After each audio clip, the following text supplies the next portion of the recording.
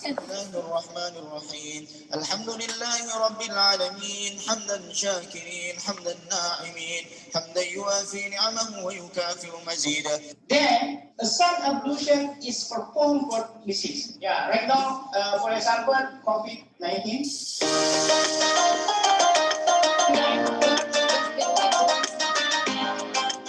How do you think? Craziness or not? It's craziness.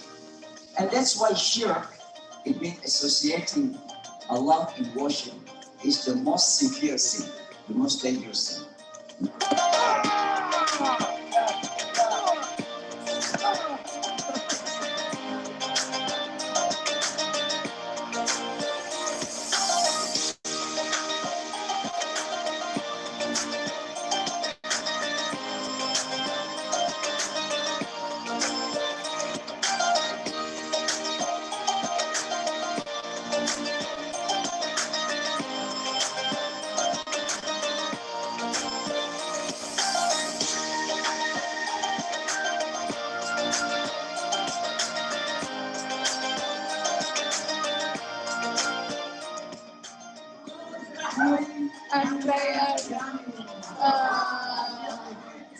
Allahu Akbar walillahil hamd. Alhamdulillahi rabbil alamin.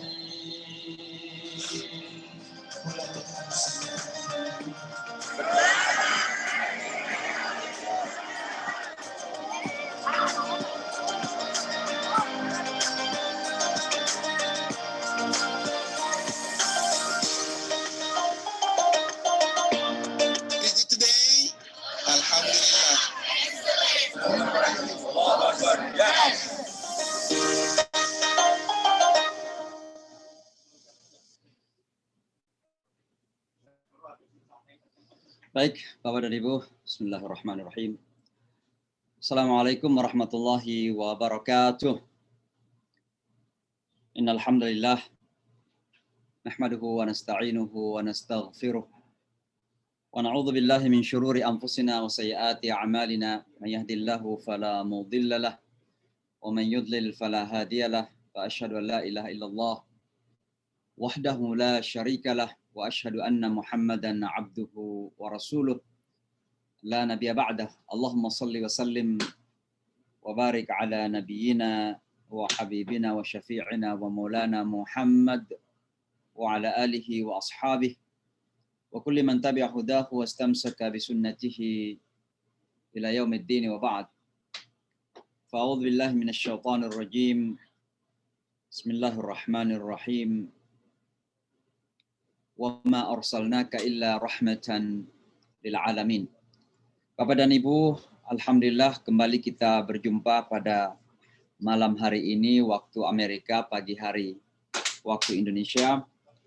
Mudah-mudahan pertemuan kita secara virtual tetap mendapat keberkahan dari Allah Subhanahu wa taala, tidak mengurangi nilai pahala dan tentunya nilai komitmen kita kepada Allah Subhanahu wa taala untuk menjadi hamba-hambanya yang lebih baik lagi. Biasanya pada Jumat pagi waktu Jakarta, Kamis malam waktu Amerika, kita belajar Al-Quran. belajar tafsir Al-Quran. Dan pada pertemuan kita yang lalu kita sudah sampai kepada ayat 65 dari surah Al-Baqarah. Tapi kali ini karena kita momentumnya adalah awal tahun, momen awal tahun, tentunya ada baiknya kalau kita mengkaji sebuah peristiwa penting ya dalam sejarah Islam kita.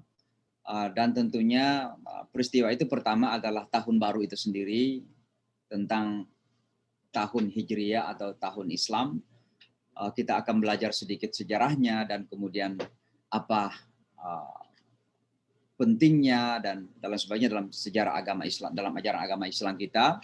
Tapi sekaligus kita akan belajar tentang peristiwa terpenting yang berkaitan dengan tahun baru Islam kita. Dan peristiwa itu adalah hijrahnya Rasulullah Sallallahu Alaihi Wasallam. Maka pada kesempatan ini ada dua hal yang akan kita diskusikan. Yang pertama adalah tentang kalender Islam dan yang kedua tentang hijrahnya Rasulullah Sallallahu Alaihi Wasallam.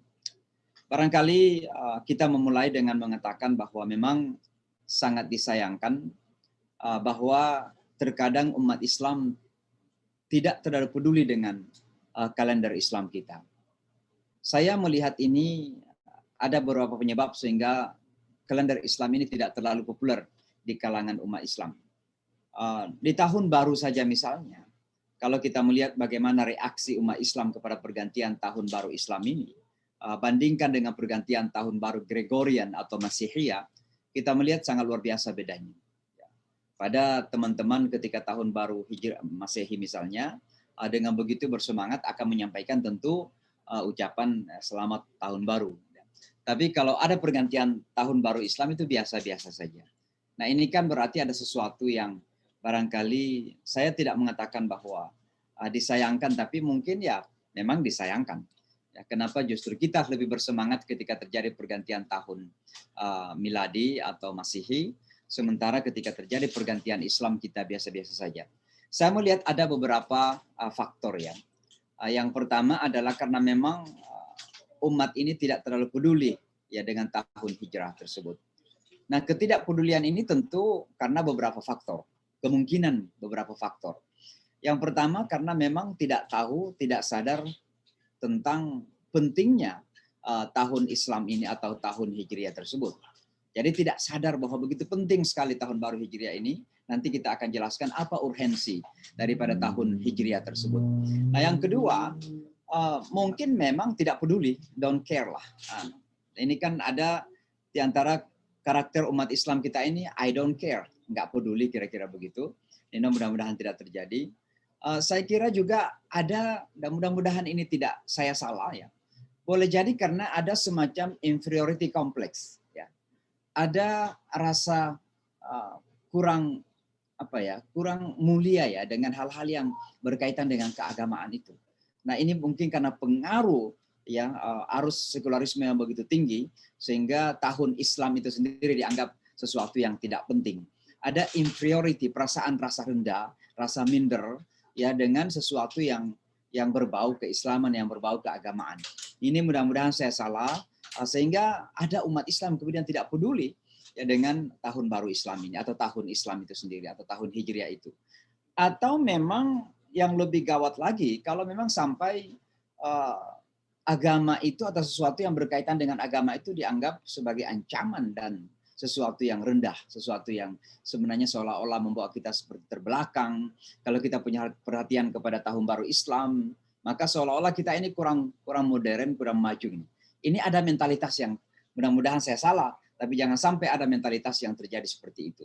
Ya, jadi sangat disayangkan sekali bahwa begitu banyak umat Islam yang tidak peduli dengan tahun Hijriah ini, dengan tahun Islam ini. Padahal tahun Hijriah atau kalender Islam ini begitu sangat penting sekali dalam tatanan ajaran agama kita. Kenapa? Karena seluruh amalan-amalan agama kita ini, khususnya yang berkaitan dengan ritual, itu berkaitan langsung dengan kalender Islam. Kita berbicara tentang Ramadan. Bagaimana kita tahu bahwa itu adalah Ramadan kalau kita tidak sadar tentang tahun Islam, tahun Hijriah misalnya. Kita berbicara tentang zakat juga demikian, ya. Karena perhitungan zakat itu tidak memakai perhitungan tahun Masihi, tapi memakai tahun kalender Hijriah.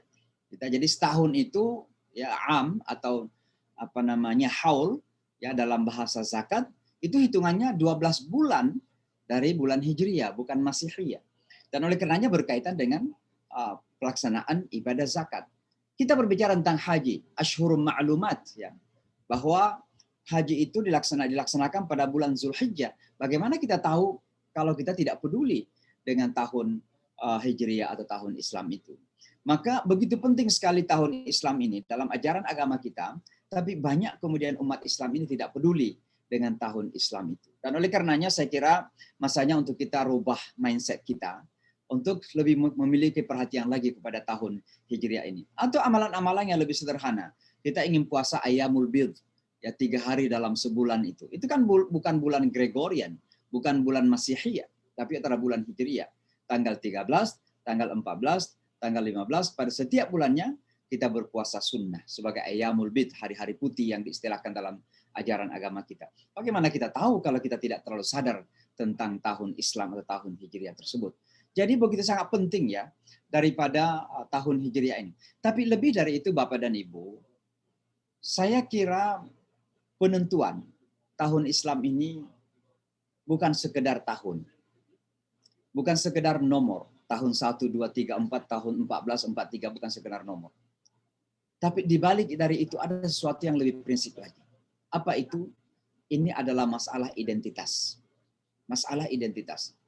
Bahwa umat ini secara kolektif harus memiliki identitasnya tersendiri. Termasuk dalam perhitungan tahun. Kita punya identitas tersendiri. Jadi kita jangan diwarnai, kita jangan ikut-ikut sama orang. Kenapa? Kita sebagai umat, sebagai satu bangsa atau nation, ini harus punya identitas ini. Sama dengan perpindahan Ka'bah itu, kiblat kita kan. Salah satu tujuan utama dari kiblat itu tentu selain daripada persyaratan untuk sahnya sholat, adalah bahwa kiblat itu merupakan simbolisasi daripada identitas keislaman kita. Makanya kiblat ini sangat penting sekali. Karena identitas kita itu kan sesungguhnya ditentukan oleh cara pandang kita, ideologi kita. Maka jangan sampai umat Islam ini dalam sholatnya dia berkiblat kepada Ka'bah, tapi identitasnya berkiblat kepada yang lain. Gitu. Nah itu kan namanya bertolak belakang. Nah sama juga dalam hal kalender ini, atau tahun ini, saya kok yakin bukan sekedar karena kita ingin punya tahun sendiri. Tapi lebih prinsip lagi adalah bahwa Umar radhiyallahu anhu ketika itu berpikir bahwa kenapa umat Islam tidak memiliki identitas. Ya. Dan ini masalah kepribadian. Bahwa identitas kita sebagai umat ini tidak boleh diwarnai oleh orang lain. Kita tidak boleh ikut-ikutan kepada orang. Tapi harusnya kita punya identitas tersendiri. Nah, saya kira ini 2 alasan terpenting kenapa kita harus punya kalender tersendiri. Nah Bapak dan Ibu sekalian, lalu kenapa kalender Islam itu bermula dari hijrah Rasulullah Shallallahu Alaihi Wasallam.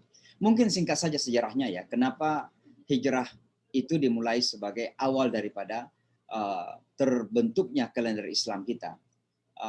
Kita kenal bahwa sebelum tahun kalender ini, orang-orang Arab itu tidak memiliki tahun dalam arti nomor. Jadi tahun 1, 2, 3 atau tahun 1000 belum ada ketika itu.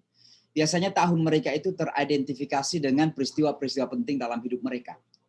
Makanya kita kenal dalam sejarah Rasulullah Shallallahu Alaihi Wasallam ada namanya Amul Fil, tahun gajah misalnya, ketika Abraha ingin menghancurkan Ka'bah, maka disebut sebagai tahun gajah, ya, Amul Fil. Lalu kemudian pada zaman Rasulullah Shallallahu Alaihi Wasallam ada namanya Amul Huzn, tahun kesedihan, ketika paman beliau, istri beliau meninggal dunia. Ya. Jadi tahun ketika itu diidentifikasi dengan peristiwa-peristiwa penting. Nah, sehingga apa yang terjadi singkat cerita saja, karena ini saya tidak berbicara secara khusus sejarah terbentuknya kalender Islam. Pada zaman Umar radhiyallahu anhu sebagai khalifah, ada beberapa narasi ya, ada beberapa riwayat. Salah satu riwayat yang mengatakan bahwa ada seseorang yang datang kepada Umar radhiyallahu anhu melapor tentang utang piutang yang seharusnya dibayar pada bulan Sya'ban. Nah gini. Jadi bulan-bulan itu sudah ada namanya, tapi tahunnya tidak ada nomornya. Misalnya bulan Sya'ban tahun sekian, bulan Ramadan tahun sekian, bulan Syawal tahun sekian. Jadi bulannya sudah ada nama-namanya, tapi tahunnya belum ada. Maka ini ada orang yang datang kemudian komplain, mengeluh mengenai seseorang yang seharusnya membayar utangnya pada bulan Sya'ban. Lalu dipertanyakan, bulan Sya'ban tahun lalu apa tahun depan gitu. Nah ini kan tidak jelas. Karena tidak ada tahunnya, yang ada adalah bulannya saja. Akhirnya bingung. Di sanalah kemudian Umar radhiyallahu anhu, dan kita kenal bahwa Umar radhiyallahu anhu itu adalah orang yang luar biasa. Keluar biasaan Umar itu begini. Pertama secara spiritualitas, secara ruh, Umar itu sangat dalam sekali. Jadi secara iman begitu hebat, begitu kuat, sehingga secara batin sangat sensitif. Demikian sensitifnya Umar radhiyallahu anhu, sampai-sampai kalau beliau jalan di sebuah jalanan, setan-setan itu pada minggir. Karena kekuatan yang dimiliki oleh iman, kekuatan spiritualitas yang dimiliki oleh Umar radhiyallahu anhu. Makanya Umar itu adalah Al-Faruq, Umar Al-Faruq. Kemampuan batin untuk memisahkan atau membedakan mana yang benar dan mana yang salah. Itulah Umar radhiyallahu anhu. Tapi pada saat yang sama, Umar radhiyallahu anhu adalah orang yang sangat-sangat pintar. Luar biasa visi beliau itu.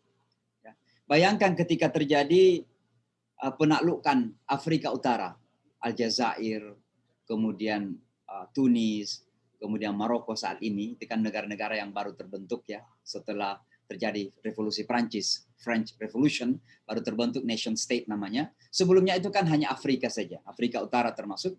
Ketika mereka ditaklukkan pada zaman Umar radhiyallahu anhu, para sahabat yang menaklukkan itu ingin berlomba-lomba untuk mendapatkan harta rampasan. Lalu Umar radhiyallahu anhu memutuskan untuk tidak membagi-bagi harta rampasan itu. Sebahagian sahabat menuduh Umar melanggar Al-Quran. Kenapa? Karena Al-Quran mengatakan bahwa harta rampasan seharusnya dibagi-bagi. Surah Al-Anfal kan?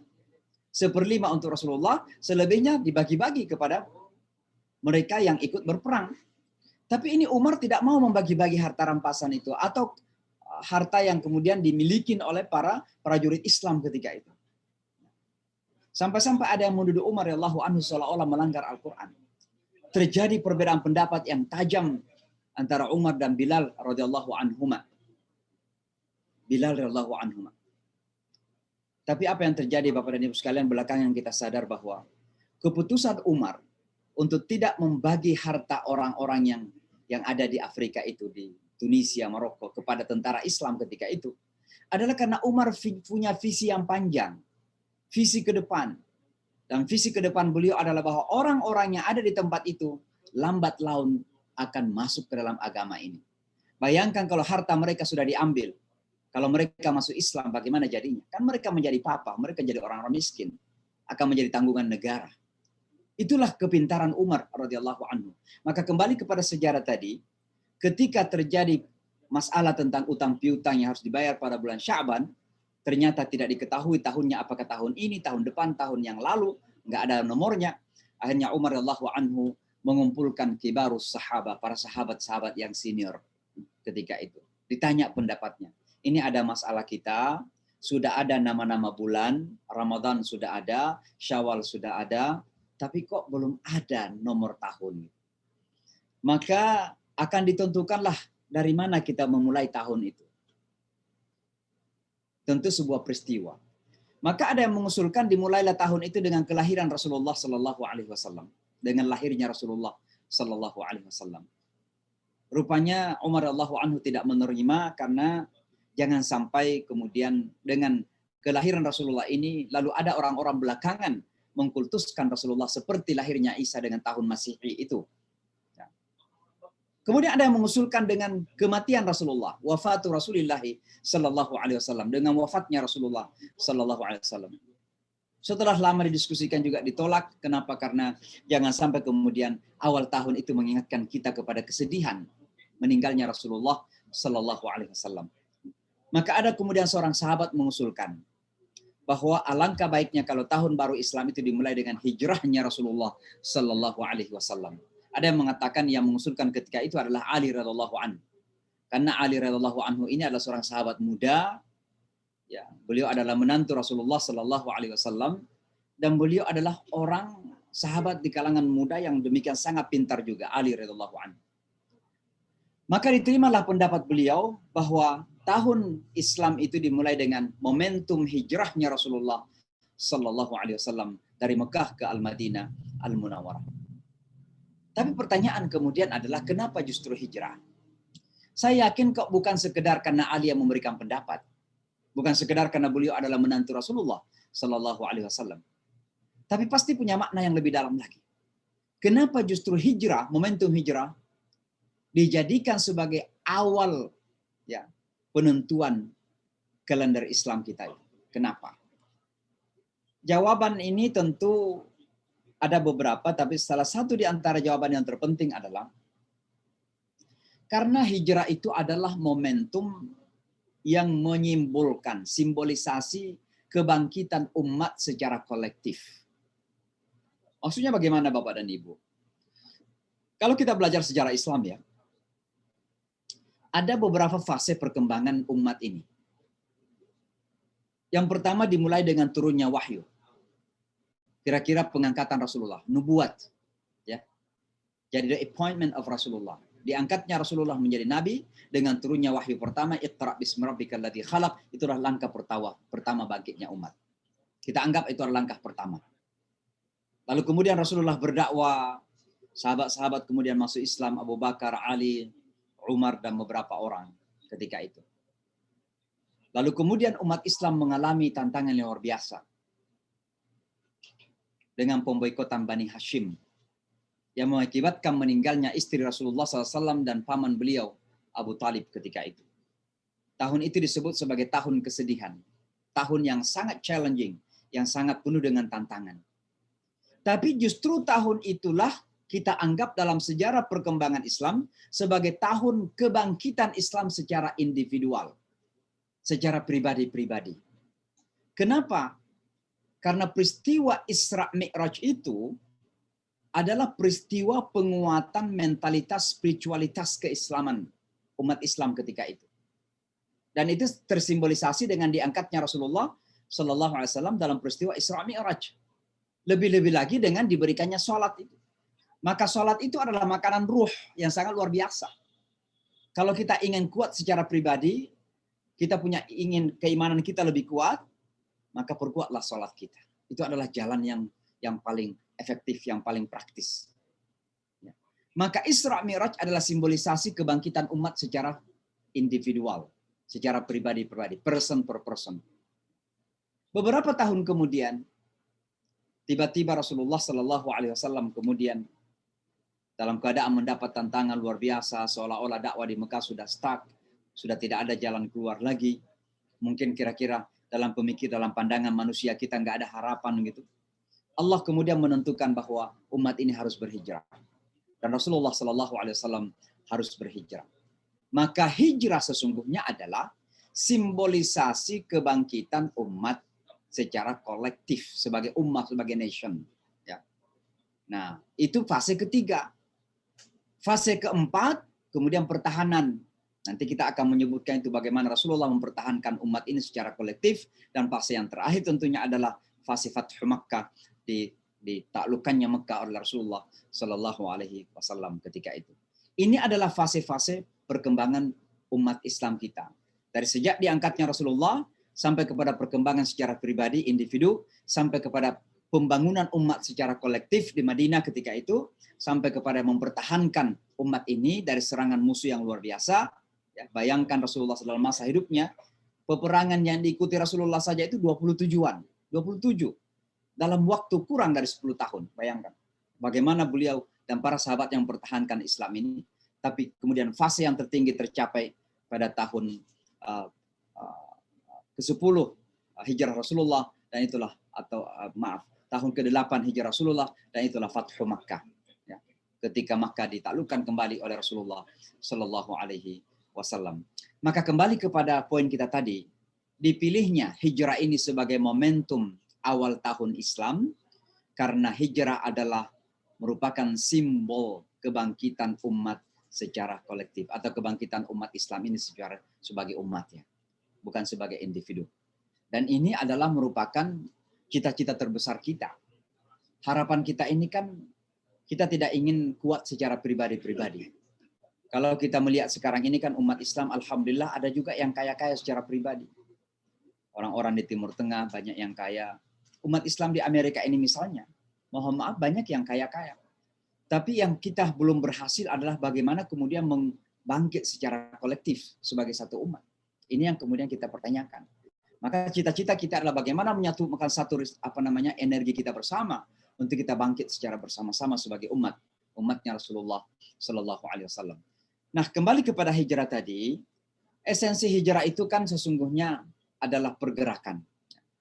Nah, kalau kita melihat hijrah itu tersimbolkan dengan perpindahan.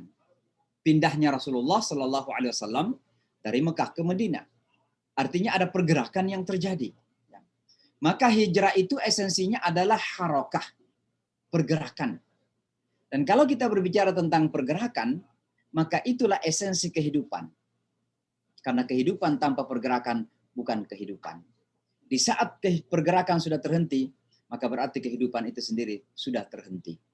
Alam semesta ini semua bergerak, Bapak dan Ibu.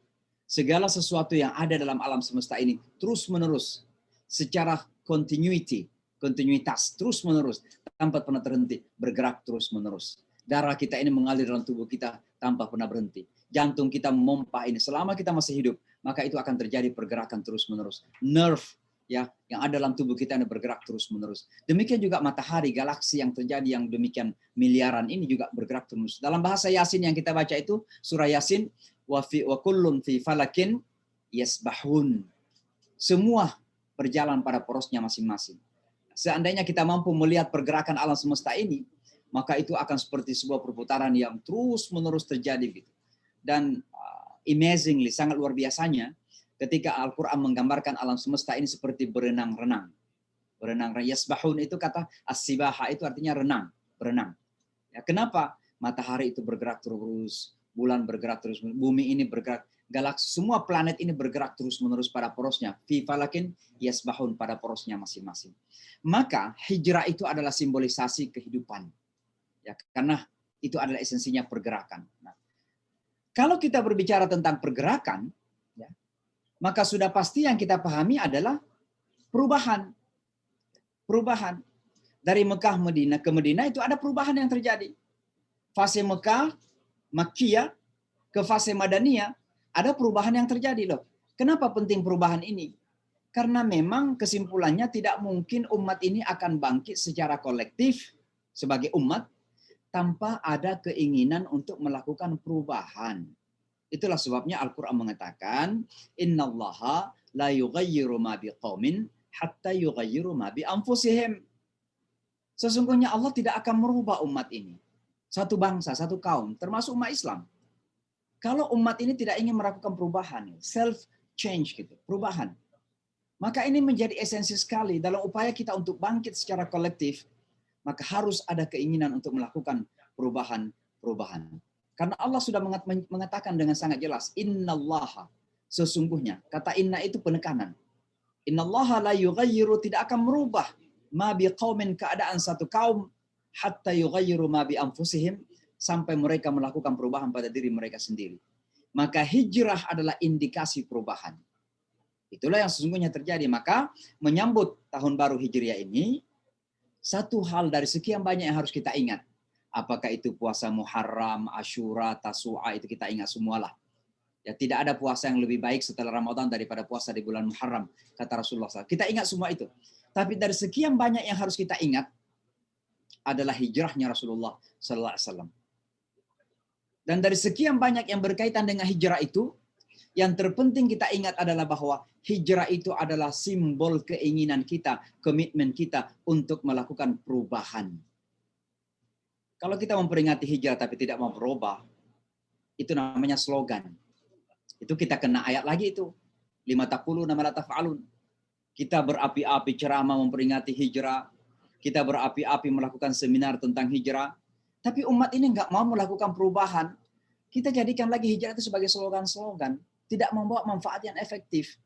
Maka mari kita jadikan momentum hijrah ini sebagai momentum untuk membangun komitmen perubahan.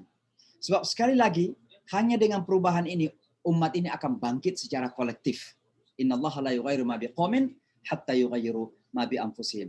Nah, berbicara tentang perubahan ini, Bapak dan Ibu, tentu banyak hal yang dapat kita sebutkan. Perubahan apa saja sesungguhnya yang harus kita lakukan.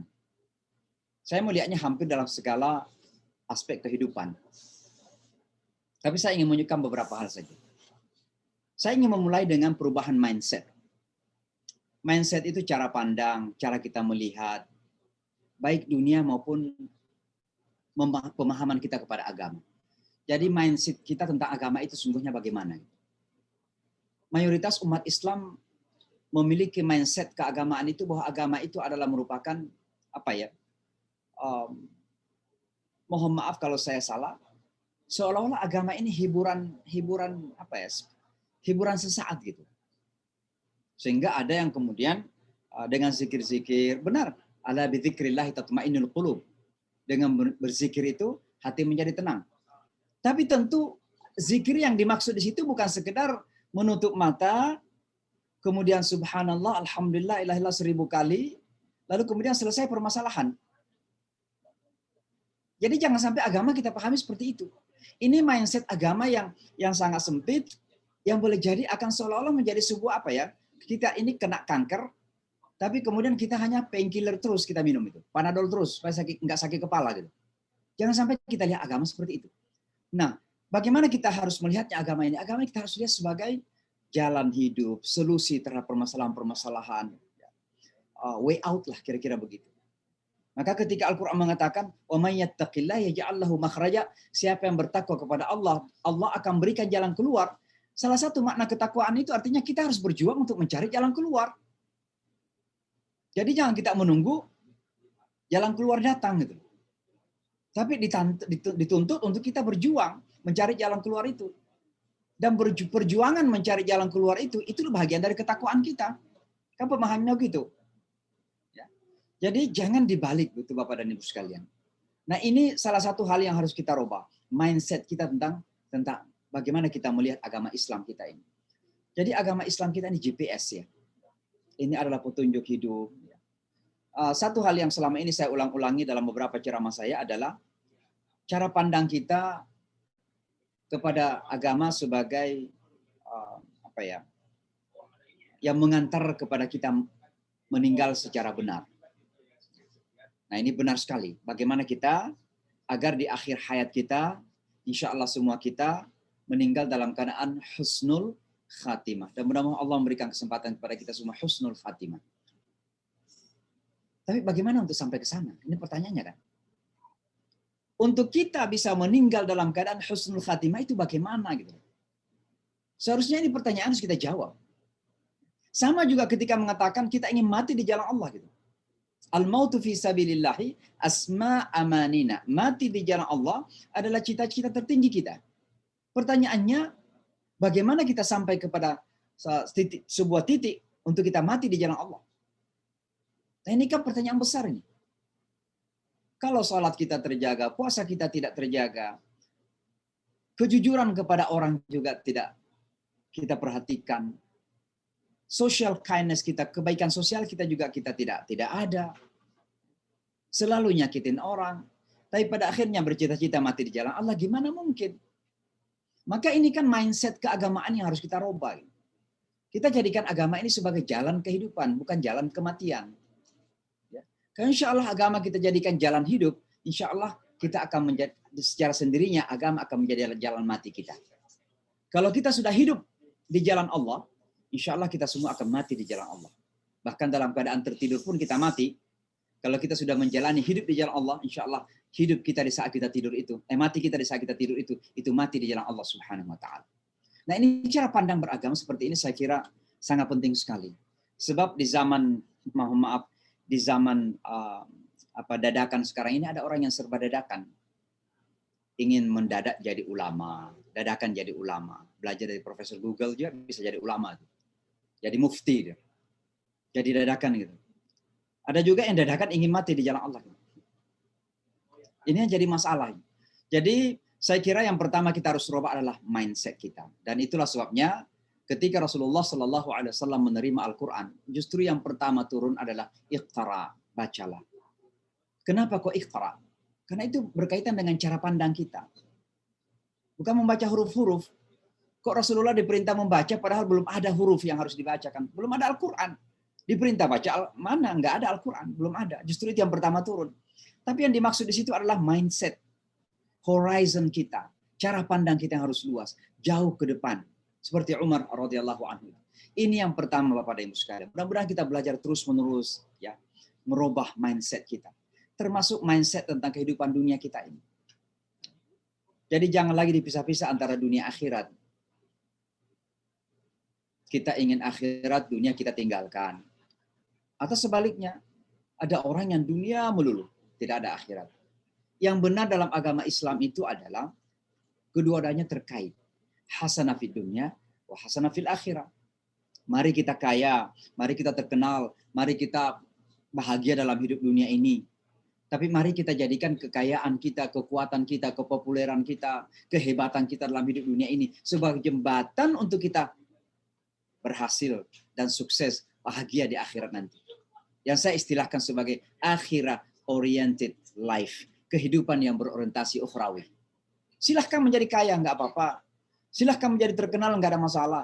Silahkan menjadi orang yang paling pintar, tidak masalah. Silahkan menjadi orang yang paling kuat secara politik, paling berkuasa. Silahkan, nggak ada masalah. Tapi mari kita jadikan semua ini sebagai jembatan untuk kebahagiaan kita di akhirat nanti. Jangan juga sebaliknya. Kita makan ingin kebahagiaan di akhirat, nggak apa-apa kita jadi orang miskin. Menuntut ilmu itu nggak penting. Yang penting kita zikir terus di masjid kan. Nah ini juga masalah ini. Ini mindset tentang kehidupan yang harus kita rubah. Jadi itu yang pertama Pak, singkat saja ya. Ini hijrah yang pertama. Mindset kita yang harus kita perbaiki. Tatanan, cara pandang kita harus kita perbaiki. Nah yang kedua, ini berkaitan dengan hati kita. Berkaitan dengan keimanan kita. Tentu ini sangat panjang kalau kita ingin jelaskan tentang keimanan. Tapi secara singkat adalah bagaimana kita memahami keimanan itu sebagai sebuah energi positif dalam hidup. Sebuah kekuatan yang mengantar kita kepada produktivitas. Sehingga kita bisa memberikan nilai manfaat kepada alam semesta, kepada dunia kita. Mungkin dalam bahasa singkatnya Rasulullah mengatakan khairun nasi anfa'uhum linnas. Ini kan ungkapan yang sederhana dari Rasulullah. Sebaik-baik manusia adalah yang paling bermanfaat kepada manusia. Tapi manfaat dalam pandangan iman kita adalah segala sesuatu yang kita lakukan itu berkaitan dengan iman. Makanya Rasulullah misalnya mengatakan begini, "Man kana yu'minu billahi wal yaumil akhir falyukrim jarahu." Siapa yang beriman kepada hari akhirat, kepada Allah dan hari akhirat, hendaklah memuliakan tetangganya. Bayangkan, memuliakan tetangga saja itu bagian dari iman kita. Tidak memuliakan tetangga itu adalah indikasi ketidaksempurnaan iman. Maka cara iman, cara memahami iman seperti ini, inilah yang harus kita kedepankan. Bagaimana memberikan manfaat, nilai dalam kehidupan. Jadi iman bukan sekedar rasa yang menimbulkan emosi dan begitu mudah. Begitu mudah kita marah ketika ada yang menyinggung kita. Itu sih nggak ada masalah. Memang terkadang harus ada girah gitu. Masa Nabi kita dicaci, kita tersenyum. Masa agama kita dihina, kita tersenyum. Pasti ada rasa marah kan? Saya sering mengatakan begini, kalau ada orang Islam, nabinya direndahkan, nabinya dihina, tapi tidak ada sakit hatinya, sakit hati yang tentu diekspresikan secara positif. Tidak sakit hatinya, tidak ada sensitivitas, maka pergi ke bengkel dulu. Bengkel hati maksud saya. Ada masalah dengan hatinya. Orang beriman itu sensitif. Tapi iman itu bukan di situ saja. Iman itu harus diaktualkan, harus dibuktikan, harus dimaterialkan dalam bentuk apa? Nilai, kemanfaatan. Makanya Allah menggambarkan kalimat thayyibah dalam Al-Quran, la ilaha illallah itu dengan apa? Dengan seperti pohon yang indah. Alam tara kaifa daraballahu mathalan kalimatan thayyibah kasyajaratin thayyibah. Tidakkah Anda memperhatikan bagaimana Allah memberikan contoh kalimat thayyibah, la ilaha iman kita ini seperti pohon yang rindang, yang kuat, yang subur. Asluha thabitun, akarnya menghunjam ke dalam tanah, tidak mudah goyah. Orang yang kuat imannya itu nggak mudah goyah. Tidak mudah dipengaruhi oleh kepentingan-kepentingan apapun. Apalagi cuma godaan-godaan jabatan dan uang saja. Imannya kuat. Wa far'uha fis sama. Tapi dahan dan rantinya tinggi ke atas langit. Artinya apa? Nampak. mempersaksikan akhlak yang mulia, mempersaksikan inovasi dan karya-karya dalam kehidupan. Tu'ti ukulaha kullahinin, dengan karya dan inovasi yang bersumber dari keimanan tadi itu memberikan manfaat kepada semua manusia di sekitarnya. Inilah cara pandang iman kita yang seharusnya kita harus tumbuh suburkan. Misalnya di saat COVID ini sering saya mengatakan begini, kok umat Islam hanya menunggu selalu? Siapa yang sudah menemukan vaksin? Cina, Sinovac masuk ke Indonesia. Belakangan Amerika ngirim Pfizer. Loh, seharusnya kan pertanyaannya dengan adanya tantangan COVID terlepas daripada gonjang-ganjing tentang apa itu COVID, dengan segala teori konspirasi yang terjadi, seharusnya pertanyaannya adalah what I can do. Apa yang kita bisa lakukan sebagai umat Islam untuk menyelesaikan itu. Kita nggak menunggu apakah Amerika sudah menemukan, apakah Jerman sudah menemukan, apakah Cina sudah menemukan. Pertanyaannya, kita sebagai orang yang punya iman, apakah pohon tadi itu ada buahnya? Yang punya akar dalam itu. Nah ini kan pertanyaan yang sesungguhnya sangat krusial. Maka sekali lagi, yang kedua yang harus kita robah adalah, mari kita memahami kembali makna iman yang sesungguhnya. Jadi jangan selalu konvensional, biasa-biasa saja. Iman kita rasa. Seolah-olah iman itu percaya kepada Tuhan yang satu saja. Betul. Betul sekali. Tapi bukan sampai di situ, bukan emosi saja. Laisal imanu bitakhalli wala bitamanni walakin ma waqara fil qalbi wa saddaqahul amal. Iman itu bukan sekedar rasa emosi saja, bukan. Bukan khayalan. Tapi apa yang terhunjam ke dalam dada, ke dalam hati kita, wa saddaqahul amal, dan dibuktikan dengan karya. Karya kita mana? Amanu wa amilus salihat, amanu wa amilus salihat. Nah ini hal kedua yang harus kita robah, kita hijrahlah. Dari pandangan iman yang biasa-biasa saja, cara pandang iman yang biasa-biasa saja, kepada cara pandang iman yang unkonvensional, yang baru. Sehingga bisa memberikan dobrakan yang dahsyat dalam kehidupan dunia yang challenging, yang menunggu ya, karya orang Islam sekarang ini. Itu yang kedua Bapak dan Ibu. Nah yang ketiga adalah kembali kepada bagaimana kita merubah cara pandang hidup. Saya kira saya nggak perlu ulangi karena sepintas saya harus sebutkan tadi. Bahwa jadi singkatnya begini, cara pandang hidup kita yang mungkin selama ini melihat bahwa dunia untuk dunia menjadi dunia untuk akhirat. Begitu saja, sangat sederhana sebenarnya. Jadi silahkan kaya, silahkan berjuang untuk mendapatkan dunia, silahkan menjadi populer, silahkan menjadi the best dalam dunianya, tapi mari jadikan dunia kita ini sebagai jembatan untuk kebahagiaan akhirat kita. Itu saja. Itu saya kira cara pandang yang harus kita rubah. Jadi jangan sampai seperti yang dalam ungkapan Al-Quran, ya'lamuna zahiran minal hayatid dunya wa hum 'anil akhirati hum ghafilun. Mereka mengenal semua aspek-aspek lahiriah dari dunia ini. Yahsabuna, mereka bisa mengkalkulasi uang. Mereka ahli akuntan lah kira-kira begitu. Pokoknya untung rugi tentang dunia ini tahu semua. Tapi mereka lalai tentang akhirat. Jangan sampai terjadi seperti itu. Ini Al-Quran di surah Ar-Rum. Ya'lamuna zahiran minal hayatid dunya wa hum 'anil akhirati hum ghafilun. Itu yang ketiga Bapak dan Ibu. Jadi cara pandang kita tentang dunia ini mari kita robah. Dari dunia untuk dunia menjadi dunia kita untuk akhirat kita. Keempat adalah mari kita berhijrah dalam karakter kemanusiaan kita, akhlakul karimah kita. Ini sangat penting sekali karena esensi keagamaan kita itu ada pada karakter kemanusiaan kita.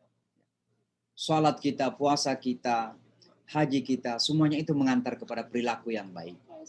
Kalau semua yang kita lakukan dari ritual-ritual itu tidak kemudian teraktualkan dalam kehidupan sosial kita, maka itu bisa dikategorikan sebagai amalan ritual yang masih bangkrut. Ya. Atadruna manil muflis. Maka mari kita buktikan Islam kita dalam bentuk karakter kemanusiaan. Bagaimana karakter kita kepada orang tua, karakter orang tua kepada anaknya, karakter saudara-saudara kepada saudaranya, karakter kita kepada sesama umat, karakter kita bahkan kepada teman-teman non-muslim di sekitar kita. Karakter bahkan kepada alam hewan, alam nabati sekalipun, karakter kita kepada lingkungan hidup. Ya, sangat menyedihkan ya, ketika misalnya Presiden Biden pidato lalu menyebut bahwa Jakarta dalam beberapa tahun ke depan bisa tenggelam gitu. Nah ini kan tanggung jawab kita. Bagaimana karakter kita, akhlakul karimah kita kepada lingkungan hidup kita. Ini tanggung jawab kita bersama tentunya. Dan saya tidak yakin bahwa Biden itu berbicara tanpa ada fakta-fakta atau informasi-informasi yang cukup kuat. Makanya kita harus perlu menyikapi secara sungguh-sungguh. Ya tentu dengan apa? Dengan akhlakul karimah kita untuk memperbaiki apa yang mungkin telah rusak selama ini. Itu yang keempat, singkat saja. Dan yang terakhir sekali adalah mari kita juga berhijrah dalam hal kehidupan. Kita jangan terlalu individualistik lah. Masanya sekarang ini umat harus punya wawasan kolektif. Ya. Bukan saja individu for individu atau dalam satu negara. Mungkin kalau bisa kita menghimbau lah bahwa umat secara global sekarang ini, secara internasional, masanya belajar untuk memahami kembali tentang hidup keumatan kita. Ya. Dan itulah yang dilakukan oleh Rasulullah Sallallahu Alaihi Wasallam. Pindahnya Rasulullah Sallallahu Alaihi Wasallam ke Madinah adalah untuk membentuk komunitas Muslim pertama dalam sejarah Islam. Lalu apa yang boleh lakukan? Singkat saja ada 5 yang dilakukan. Yang pertama adalah membangun masjid, bahwa umat Islam ini nggak bisa tegak kecuali jika ada masjid yang kuat. Masjid itu bukan gedung, bukan. Gedungnya itu hanya simbol saja. Lalu apa itu masjid? Pusat pengabdian, pusat peribadatan, dan kehidupan kita ini ibadah.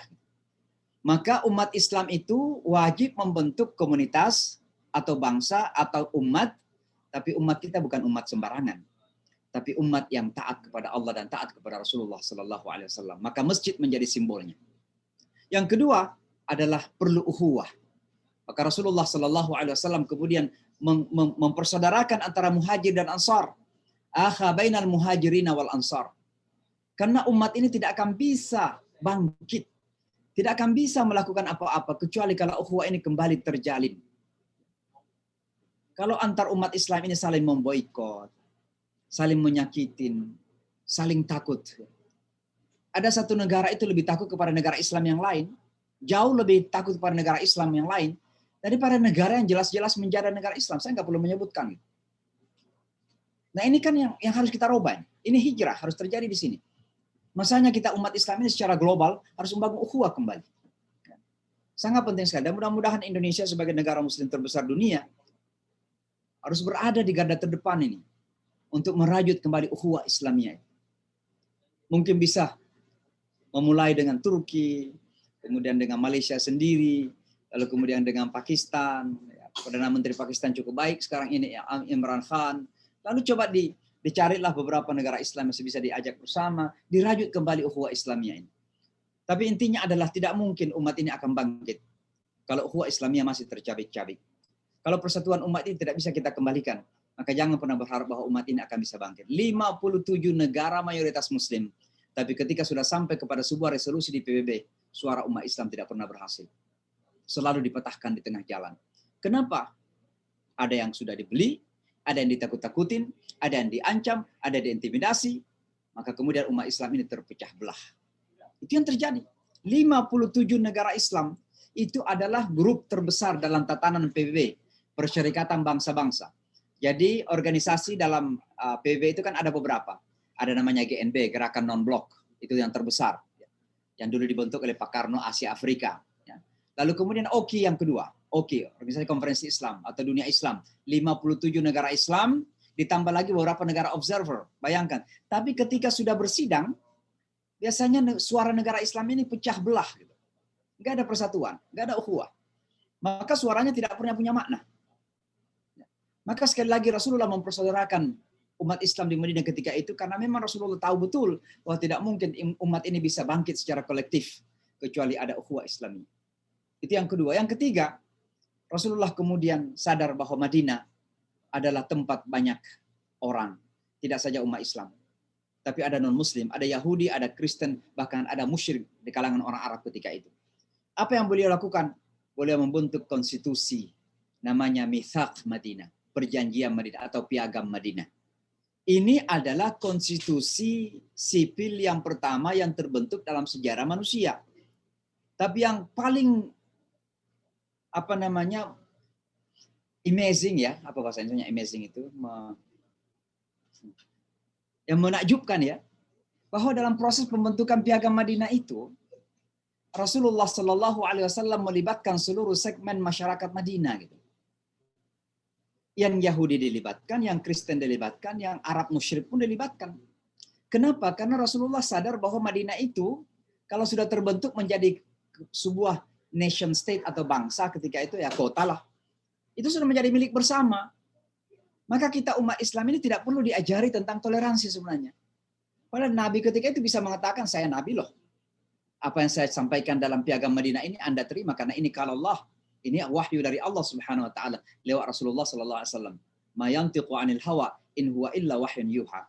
Rasulullah itu nggak ngomong dari hawa nafsunya. Semuanya wahyu dari Allah. Tapi kenapa masih melibatkan Yahudi? Masih melibatkan Kristen? Masih melibatkan orang-orang Arab yang non-Muslim ketika itu? Karena Madinah adalah milik bersama. Sama dengan Indonesia kita. Maka sangat bijak sekali para founding father kita dulu. Ketika membentuk ya filsafat negara bernama Pancasila misalnya, atau konstitusi negara bernama Undang-Undang 45, seluruh segmen masyarakat terlibat. Maka jaminan keagamaan misalnya dalam Undang-Undang Dasar dijamin sedemikian rupa. Demikian juga Pancasila, ketuhanan yang Maha Esa, itu bisa ditafsirkan oleh pemeluk agama manapun. Ketuhanan yang Maha Esa dalam pandangan Kristen, dalam pandangan Buddha, dalam pandangan Hindu. Dalam pandangan Islam kita ya qul huwallahu ahad. Ketuhanan yang Maha Esa. Dalam pandangan kita, ketuhanan yang Maha Esa ya la ilaha illallah, kan begitu. Nah, inilah kehebatan para founding fathers kita. Persis Rasulullah Shallallahu Alaihi Wasallam juga membentuk piagam Madinah ketika itu. Maka sekali lagi kalau ada ya orang-orang yang tidak faham atau sengaja menuduh Rasulullah Shallallahu Alaihi Wasallam tidak toleran, maka ini adalah bukti terbesar toleransi Rasulullah Shallallahu Alaihi Wasallam membentuk mitsaq piagam Madinah dengan melibatkan seluruh segmen masyarakat Madinah ketika itu. Padahal beliau bukan sekedar raja, bukan sekedar presiden. Anggaplah memakai kata presiden. Beliau adalah nabi dan rasul. Itu yang ketiga yang Rasulullah lakukan ya. Yang keempat adalah Rasulullah kemudian sadar bahwa di Madinah ketika itu mayoritasnya Muslim, pemimpinnya juga Muslim, Rasulullah Shallallahu Alaihi Wasallam. Tapi kok pasar masih dimiliki orang? Kebetulan ketika itu yang memiliki pasar masyarakat Yahudi. Maka beliau kemudian mengumpulkan sahabat-sahabat yang kaya, Utsman bin Affan, Abdurrahman bin Auf, dan beberapa sahabat yang kaya-kaya. Rasulullah menyampaikan hajatnya, keinginannya untuk membeli pasar tersebut. Alhamdulillah, dengan izin Allah Subhanahu wa taala terbelilah pasar itu. Tapi apa makna yang terpenting di balik pembelian pasar ini? Bahwa umat ini tidak akan mungkin bisa bangkit secara kolektif kecuali kuat secara ekonomi. Maka harus ada economic empowerment. Kalau umat ini miskin, umat ini terbelakang, punya resources yang banyak tapi dimiliki oleh orang lain, umat ini nggak pernah bangkit-bangkit. Ya, resources kita, kekayaan alam kita ini di-abuse, dimanipulasi oleh orang lain. Maka masanya umat ini mengambil alih itu. Tapi itu kembali kepada persatuan tadi. Makanya umat ini harus kembali memperkuat secara ekonomi. Al-Quran jelas sekali ketika turun perintah zakat kepada Rasulullah, itulah yang dilakukan oleh Rasulullah, membeli pasar. Karena beliau memahami bahwa perintah zakat bukan sekedar mengeluarkan. Tapi yang terpenting dari perintah zakat itu adalah bagaimana agar umat ini bisa memiliki penghasilan lebih daripada keperluan pokoknya. Nah, kalau semua umat ini penghasilannya sekedar untuk memenuhi kebutuhan pokok, siapa yang akan bayar zakat? Padahal Al-Quran mengatakan aqimus shalah wa atuz zakat. Maka Rasulullah memahami perintah zakat itu dengan pemahaman yang dalam bahasa saya unconventional, beyond biasa-biasa saja, dibalik dari biasa-biasa saja. Memahami zakat secara biasa-biasa itu artinya memberikan 2,5% dari harta kita. Tapi pemahaman yang luar biasa adalah perintah zakat itu artinya perintah untuk memiliki income, pemasukan yang lebih dari sekedar memenuhi kebutuhan pokok. Maka umat Islam harus kuat secara ekonomi. Umat Islam kuat secara ekonomi bukan berarti kapitalistik, bukan berarti materialistik. Karena sekali lagi materialis itu bukan karena uang, berapa uang di tangan kita. Mohon maaf, ada orang tidak punya duit, tapi materialis. Kenapa? Mau tidur duit, bangun tidur duit, 24 jam pikirannya duit. Itu yang materialis. Tapi alhamdulillah ada orang yang dikasih oleh Allah duit banyak. Di pikirannya bukan duit terus, di pikirannya subhanallah, membesarkan Allah Subhanahu wa taala. Dalam bahasa Al-Qur'an, rijalun la tulhihim tijaratun wala bai'un an dzikrillah. orang-orang yang tidak jadikan lupa oleh tijarah, oleh bisnis dan transaksi keuangan. Itulah sahabat-sahabat Rasulullah SAW. Dan yang terakhir sekali Bapak dan Ibu sekalian, Rasulullah kemudian membentuk kekuatan militer. Kekuatan militer. Makanya kan Rasulullah SAW harus mempertahankan kota Madinah. Maka beliau mau tidak mau harus bersiap secara militer. Ini juga merupakan indikasi yang sangat kuat bahwa umat ini harus kuat secara militer. Bukan berarti kita akan memerangi orang, bukan. Karena Islam itu tidak membenarkan kita memerangi orang. Tapi Islam memberikan hak kepada kita untuk membela diri di saat-saat diperlukan. Bahkan wajib membela diri. Wa qatilul ladzina yuqatilunakum. Perangi siapa yang memerangi kalian. Inilah beberapa langkah yang dilakukan oleh Rasulullah dalam membentuk komunitas atau kehidupan umat secara kolektif. Dan ini pemahaman yang harus kita miliki. Bahwa umat ini bukan sekedar hidup secara individu, bukan sekedar kuat secara personal, tapi umat ini harus bangkit secara bersama-sama, secara kolektif sebagai umat. Kami di Amerika Serikat selalu bermimpi bahwa mudah-mudahan suatu ketika umat Islam di Amerika ini menjadi satu komunitas yang sangat kuat. Secara individu, alhamdulillah. Coba Bapak dan Ibu Google ya, orang Islam di Amerika itu banyak yang kaya-kaya. Ada pebisnis-pebisnis yang berhasil. Banyak mereka yang di Wall Street. Banyak mereka yang banker. Ya. Tapi itu baru kehidupan pribadi-pribadi. Yang kita mimpikan adalah umat Islam di Amerika ini sebagai satu komunitas memiliki kekuatan luar biasa. Bisa menguasai pasar seperti Yahudi, mohon maaf kalau saya meminjam istilah itu. Maka dengan memiliki kekuatan ekonomi ini, kita punya kekuatan politik dan bisa menguasai media juga karena media dikuasai oleh kapital, oleh modal. Siapa yang memiliki modal, mereka menguasai media. Siapa yang menguasai media, mereka menguasai pembentukan persepsi. Siapa yang menguasai pembentukan persepsi, maka mereka yang akan memenangkan peperangan. Karena saya sering mengatakan, peperangan yang paling sengit sekarang ini bukan peperangan bom, bukan perang bom, tapi peperangan persepsi. Saya kira demikian Bapak dan Ibu sekalian, kembali kepada poin kita. Jadi kalender Islam ini bukan sekedar kalender, tapi ini adalah indikasi identitas kita. Maka mari kita bangga dengan identitas kita itu. Ya tentu selain karena memang penting secara teknis untuk beragama. Bagaimana kita berhaji kalau nggak paham tentang kalender hijrah? Bagaimana kita berpuasa kalau kita nggak paham kalender hijrah? Bagaimana kita berpuasa Ayyamul Bid, hari-hari putih kalau nggak paham tentang ayam? Maka mari kita pahamlah. Kita bangga dengan tahun hijrah kita. Tapi lebih dari itu adalah mari kita masuki tahun baru ini dengan komitmen hijrah. Dan hijrah yang kita maksud adalah komitmen untuk melakukan perubahan-perubahan mendasar dalam kehidupan kita. Sebab hanya dengan perubahan ini, insya Allah umat ini akan bangkit. Innallaha la yughayyiru ma biqaumin hatta yughayyiru ma bi anfusihim. Saya kira demikian. Mohon maaf atas segala kekurangan. Saya akan memberikan kesempatan-kesempatan kepada Bapak dan Ibu untuk memberikan komentar atau ada pertanyaan-pertanyaan yang disampaikan beberapa menit ke depan. Mohon maaf segala kekurangan. Assalamualaikum warahmatullahi wabarakatuh. Waalaikumsalam warahmatullahi wabarakatuh. Saya Abdul Wahid, Ustaz. Silakan. Di Jakarta. Saya Abdul Wahid, Ustaz. Pertama gini, apa yang diucapkan, diceramakan tadi saya tertarik. Tapi semua itu harus berawal dari pemimpin formal kita itu mindsetnya benar. Kalau sudah mindsetnya aja tidak benar, ya tidak akan bisa mewujudkan kondisi yang seperti Ustadz ucapkan.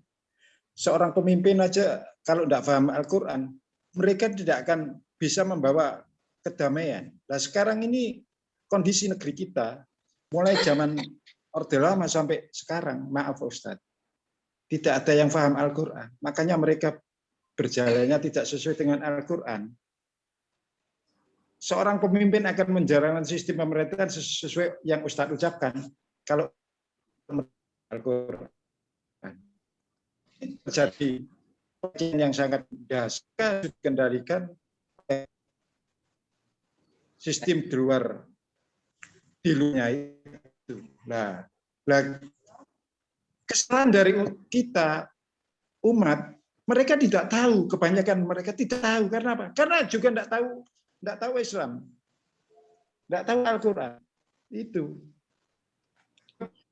Islamnya juga tidak sesuai Al-Quran. Ya. Contohnya mengatakan Nabi Muhammad waktu kecilnya rembes. Isra Mi'raj itu perintah sholat. Orang tua Nabi Muhammad itu di neraka. Nabi Muhammad buta huruf. Mereka tidak bisa Al-Quran, tidak bisa mentadabburi Al-Quran. Kembali ke Al-Quran, semua itu terjawab. Nah, seperti itu, Ustaz. Ya. Ya, terus terang aja, saya sudah pensiun, Ustaz. Saya punya income, usia saya sudah 59. Itu. Ya, saya belajar cuma sejak kecil dari sistem Islam. Saya SD sampai Universitas Muhammadiyah, sehingga S2-nya aja ada Muhammadiyah gitu. Alhamdulillah. Baik. Gitu. Gitu aja. Tadi semua jadi. Ya. Ya, jadi saya kira memang semua ini ada terkait ya. Jadi kita bisa saling menyalahkan. Kita sebagai rakyat atau masyarakat bisa menyalahkan pemerintah. Tapi jangan lupa Islam juga itu ada mengatakan begini. Pemerintah itu terkadang merupakan cerminan dari realita masyarakat. Dan Gini, Pak. ya, realita masyarakat juga dicerminkan oleh perilaku pemerintah. Maka biasanya itu ada semacam lingkaran setan yang terjadi. Maka saya kira hal yang terbaik adalah kita semua melakukan introspeksi. Ya, termasuk para ustadz ini, para ulama kita ini. Kira-kira sistem dakwah kita selama ini salahnya ada di mana ya? Kok sudah banyak ustadz yang hebat-hebat, ceramah sana-sini. Tapi terkadang kalau sudah sampai kepada momen untuk kita menentukan misalnya pemimpin kita masa depan, kok masyarakat kita itu milihnya beda ya dari idealisme yang kita inginkan gitu. Nah, kira-kira pengajaran kepada umat kita itu salahnya di mana kan? Maka saya kira itu memang ada tuntutan untuk kita semua melakukan introspeksi. Ya, ulama kita, ustadz kita, apakah cara dakwah kita ini sudah pas, sudah sesuai, atau selama ini kita terlalu mengandalkan dakwah dengan ceramah-ceramah yang membakar semangat, membakar bahkan terkadang amarah yang kita bakar, apakah sudah benar, atau sudah terstruktur cara dakwah kita sehingga membentuk cara pandang yang benar misalnya kan. Nah, saya tadi kan memang mendahulukan cara pandang itu. Karena cara pandang semua ini akan menentukan langkah-langkah selanjutnya. Maka saya kira ya benar bahwa terkadang pemerintah itu menentukan bagaimana arah kehidupan publik ke depan. Pemerintah ini juga ditentukan oleh siapa yang memilih gitu ya. Nah, sekarang siapa yang memilih ini pertanyaannya kok umat Islam juga gitu mayoritas yang memilih. Dari pemimpin-pemimpin yang terkadang kita merasa kurang Islami gitu. Nah ini kan, jadi pemimpin-pemimpin yang kurang Islami justru dipilih oleh mayoritasnya umat Islam. Kita Indonesia misalnya kan mayoritasnya umat Islam gitu. Nah di satu sisi kita melihat ustaz-ustaz kita juga dakwanya gencar-gencar saja. Kalau ustaz kita ceramah puluhan ribu orang datang misalnya kan begitu. Bahkan kalau kita ingat almarhum Zainuddin MZ digelari sebagai dai sejuta umat kan bisa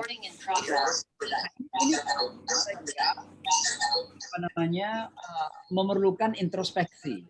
Jadi memerlukan introspeksi. Jadi saya kira semua kita harus melakukan semacam introspeksi. Kira-kira letak kesalahan itu ada di mana? Dan itu harus kita perbaiki bersama. Termasuk saya sendiri misalnya, tapi saya kan di luar, ada di Amerika Serikat. Tapi saya harus melakukan introspeksi bagaimana dakwah saya di Amerika, apakah sudah tepat? Ketika saya berbicara kepada non-muslim sudah tepat? Kenapa masih banyak non-muslim yang marah-marah kepada Islam? Jangan-jangan cara dakwah saya yang salah gitu. Nah, kenapa masih banyak non-muslim yang salah kepada Islam? Jangan-jangan cara dakwah saya yang salah gitu. Nah, ini kan saya terus-menerus dituntut untuk melakukan introspeksi. Sama juga teman-teman para ustadz kita, para ulama kita Indonesia juga demikian, dituntut untuk melakukan introspeksi. Demikian juga para pendidik di sekolah-sekolah. Demikian juga para orang tua kepada anak-anaknya, generasi bagaimana. Jadi saya kira untuk memperbaiki sebuah bangsa ini, semua segmen harus melakukan introspeksi dan melakukan perubahan-perubahan pada dirinya masing-masing. Allah. Lain? Ya, silakan. Ya, silakan. Assalamualaikum warahmatullahi wabarakatuh. Assalamualaikum warahmatullahi wabarakatuh. Alhamdulillah, pagi ini kita memperoleh curahan rahmat Allah yang begitu besar melalui ilmu dan pengetahuan dari Ustaz Samsi Ali. Ada dua pertanyaan saya, Stas. Yang pertama sehubungan dengan tahun baru Hijriah. Tadi kita sudah mendengarkan bahwa pada zaman Khalifah Umar, tahun baru Hijriah ini ditentukan atau ditetapkan. Kemudian saya baru mengetahui bahwa ternyata yang mengusulkan patokan tahun baru Hijriah itu adalah sahabat Rasulullah Ali bin Abi Thalib. Ini pengetahuan baru bagi saya, Ustaz. Tadi juga sudah dijelaskan bahwa yang pertama ditetapkan itu adalah bulannya. Jadi terlebih dahulu ada bulan, kemudian menyusul tahunnya. Setelah disepakati, hijrah Rasulullah menjadi patokan untuk Hijriah. Pertanyaan saya, ketika bulan-bulan itu sudah ditentukan, tentu saja hari-harinya juga atau tanggal-tanggalnya juga sudah ditentukan. Pertanyaan saya, apakah sejak zaman Rasulullah atau pada saat penetapan kalender Hijriah ini pada zaman Umar, itu sudah ada ketetapan bahwa 1 Muharram itu adalah hari libur. Dan hari-hari besar lainnya apakah memang ditetapkan juga sebagai hari libur dalam kalender Islam? Yang pertama, Ustaz. Yang kedua, pertanyaan saya sehubungan dengan kegelisahan kita sebagai umat Islam yang tadi disebutkan bahwa kita memiliki potensi yang begitu besar, tapi tidak ada atau mungkin masih kurang sekali empowerment terutama dalam hal ekonomi. Pertanyaan saya, kalau tidak salah, dalam keempat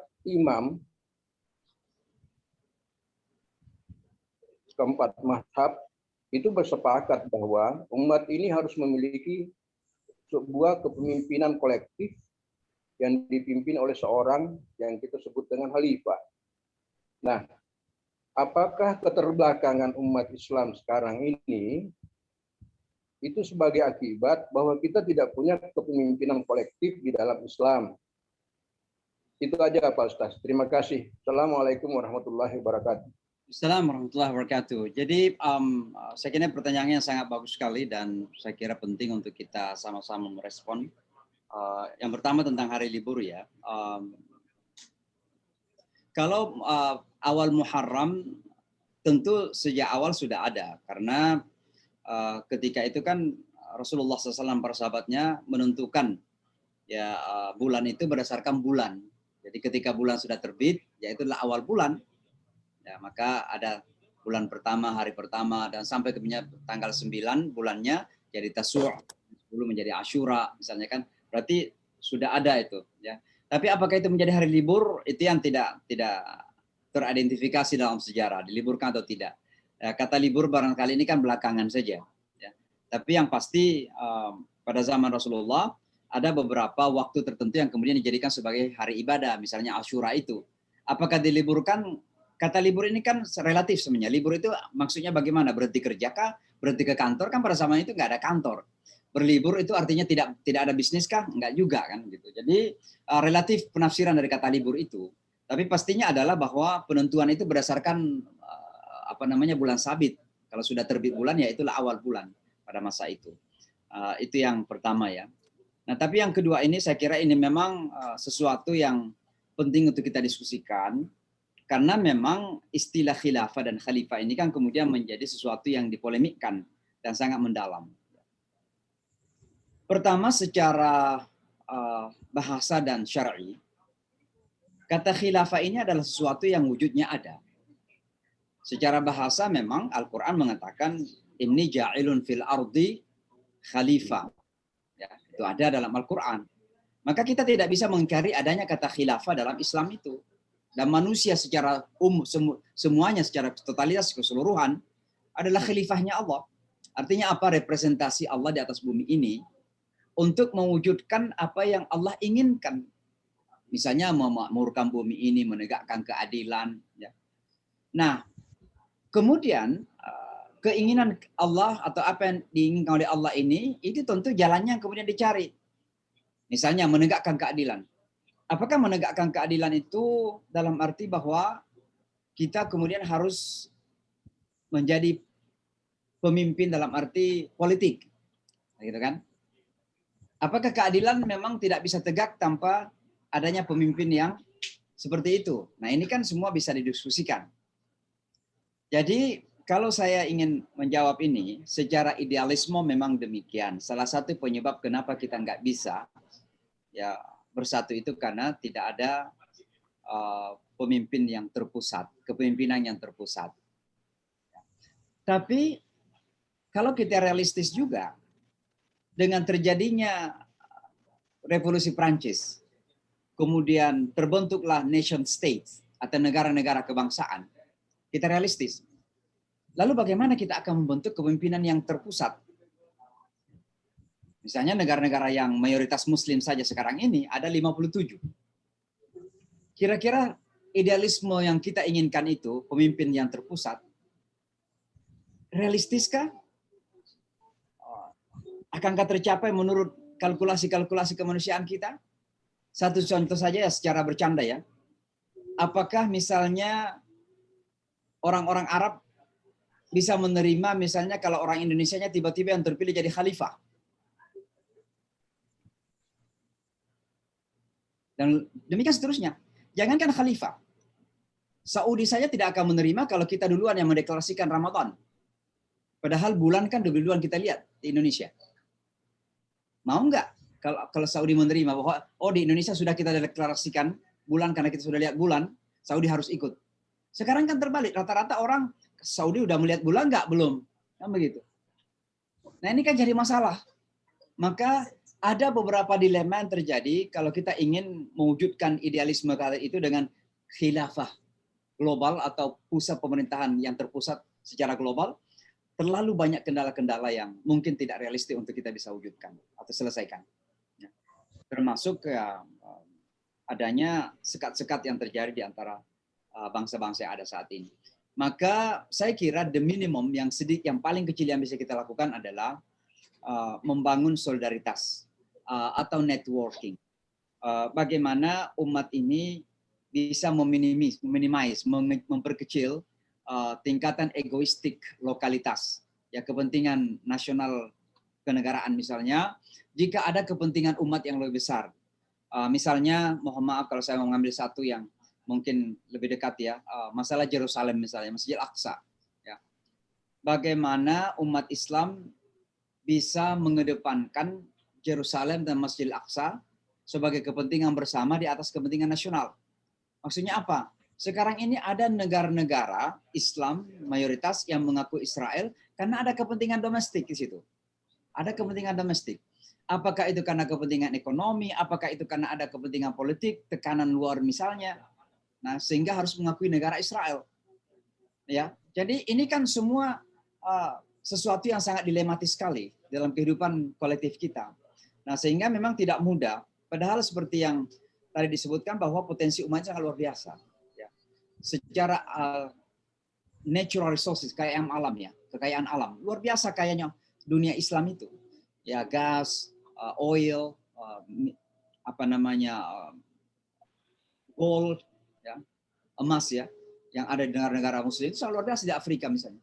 Tapi semua justru di abuse ya, dimanipulasi oleh kekuatan luar. Di Indonesia misalnya kita lihat bagaimana Freeport sedemikian lama dikuasai oleh orang luar kan. Satu contoh saja. Maka saya kira memang the least yang bisa dilakukan adalah umat Islam harus membangun networking yang baik. Networking, sebuah kekuatan. Misalnya kalau ada kekuatan perekonomian Eropa misalnya, Uni Eropa, mampu nggak misalnya umat Islam membangun kekuatan perekonomian Islam misalnya? Kita nggak tahu.